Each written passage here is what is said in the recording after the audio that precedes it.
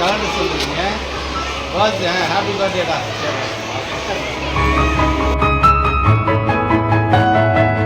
என்னம்மா colour dress போட்டுட்டு வந்திருக்க?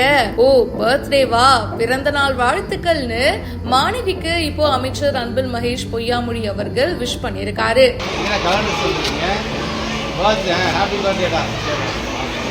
எல்லாரும் நல்ல பிள்ளைங்களா இருக்கணும் சரியா? பாடத்தை படிக்கும் போது சரியான உச்சரிப்போட தைரியத்தோட சத்தமா படிக்கணும். இந்த மாதிரி பல அட்வைஸ மாணவ மாணவிகளுக்கு அமைச்சர் அன்பில் மகேஷ் பொய்யாமொழி அவர்கள் கொடுத்திருக்காரு.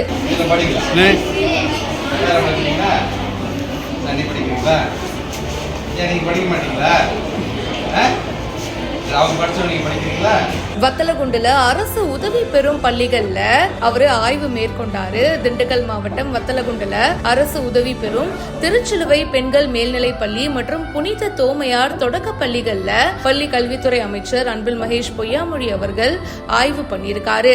மாணவிகளோட வாசிப்பு திறன் பத்தி கேட்டு தெரிஞ்சுக்கிட்டாரு. ஒரு மாணவி ரொம்ப ஹெசிடேட் பண்ணி ரொம்ப ஸ்லோவா வாசிக்கிறாங்க.